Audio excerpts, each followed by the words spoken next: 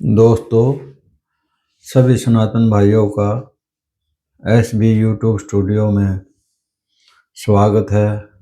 अभिनंदन करे स्वीकार आपको आपके भाई सुरेंद्र भारद्वाज का प्यार भरा नमस्कार।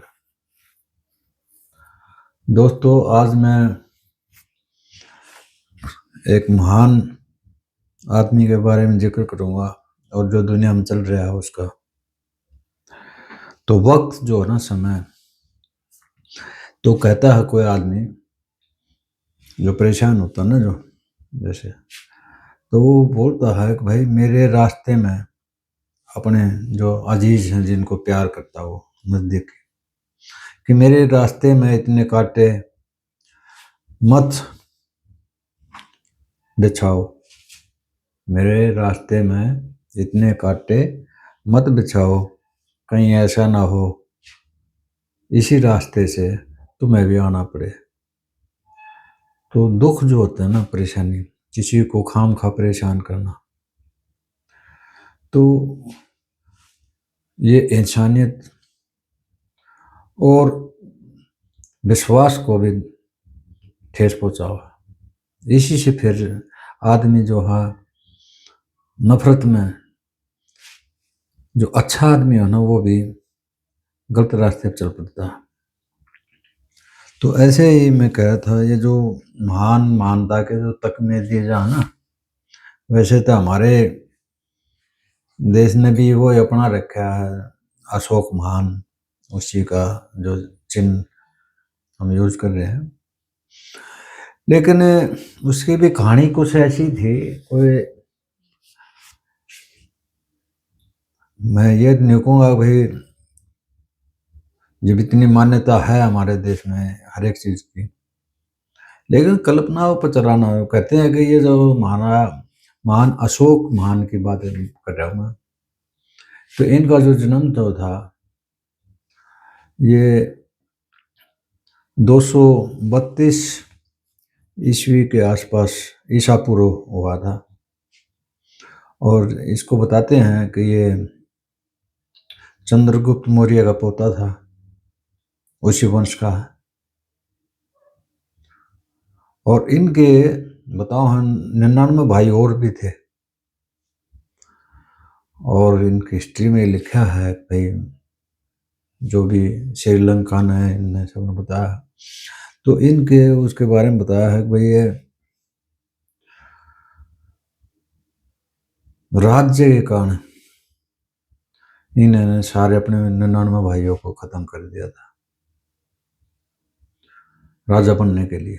क्योंकि पहले परंपराएं थी, आगे एक राजा को मारकर दूसरा राजा बैठता था, लेकिन इसने खुद अपने परिवार के, वो तो अराइवल की बात थी दुश्मनी वाले राजा की, लेकिन इन्हें खुद अपने भाइयों को मारा था और फिर राजा बने। ये जो महान अशोक की बात कर रहा हूँ मैं। और फिर ये जो कलिंग युद्ध हुआ, तो उसमें भी बहुत रक्तपात हुआ था।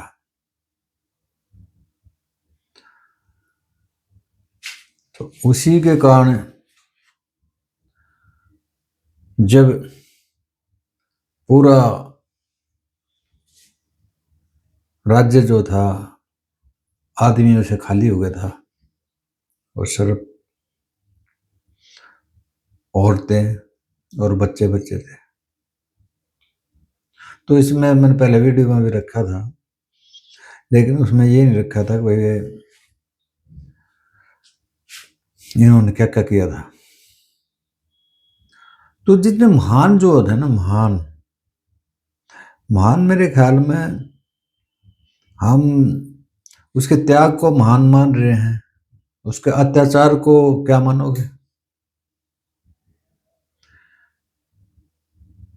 तो मैं ये कह रहा हूँ, खास दुनिया में भी वो चल रहा है। अब हम औरंगजेब के बारे में बोलते हैं, भाई औरंगजेब ने ये किया था, तो औरंगजेब ने भी ऐसे किया था। उससे पहले तो अशोक ने किया था भाई। हम अदर रिलीजन के आदमी को ऐसे बोल देते हैं तो मैं ये कह रहा हूँ भाई, राजाओं में ना तो उसकी कोई धर्म होता, ना उसकी कोई जाति होती, उनको सिर्फ राज चाहिए, राज, भाई मैं हूँ। तो उसके कारण जो है वो उनके लिए सब ठीक होता है, उनके लिए मर्डर भी ठीक होता है, उनके लिए 1 रुपया दान कर दे दिया वो भी ठीक हो है। और उन्होंने अगर राज त्याग दिया, वो कहते हैं ना कोई गरीब आदमी हो, अगर वो खादी का कुर्ता पहन रहा है फटा हुआ, तो उसको कहेंगे गरीब आदमी, भाई ये तो बेचारा इस पे है ही नहीं, क्या करे।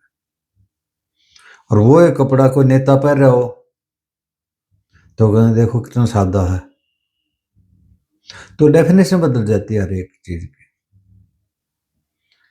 मेरा किसी को वो नहीं है भाई, उसने फिर वो बाद में बुद्ध है शरणम हुआ कलिंग के बाद में, वो अच्छा था। अब वो भी एक लोगों को सीख थी। अब एक राजा, उसने जब गिलानी हो गया अभी अपने जीवन से ही, अभी क्या है धन दौलत और ये यश कुछ नहीं है, इसी ये ऐसी प्रॉपर्टी और ऐसे धन का और ऐसे राज्य का क्या फायदा जिसमें प्रजाएं खुश नहीं। ये अच्छा था, उसका त्याग था। लेकिन उसको आइडल बना कर रखना ये गलत है मेरे हिसाब से, क्योंकि उसने पहले तो क्रूरता कर दिया ना। अगर ऐसे ही कोई भी आदमी किसी का मर्डर कर कह दे भाई मैं तो अब आगे कुछ नहीं करूंगा और मैं तो एक साधु हो गया हूँ, तो ये भी अब जो भी है भाई, उस जमाने की जनता ने जो भी माना उसको तगमा दिया, तो ये उनकी है।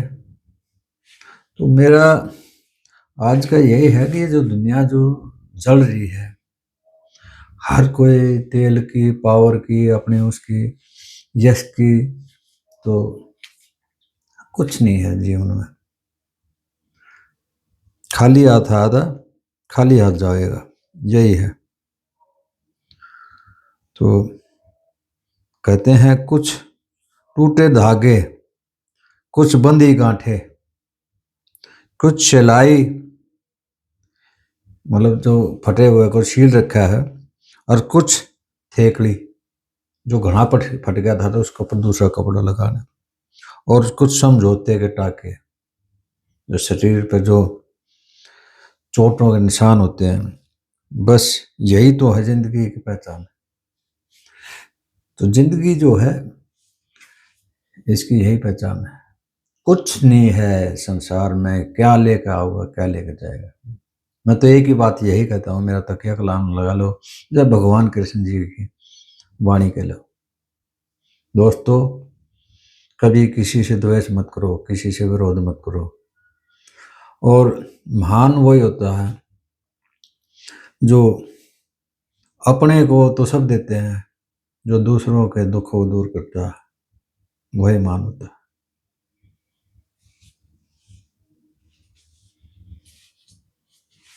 प्रणाम।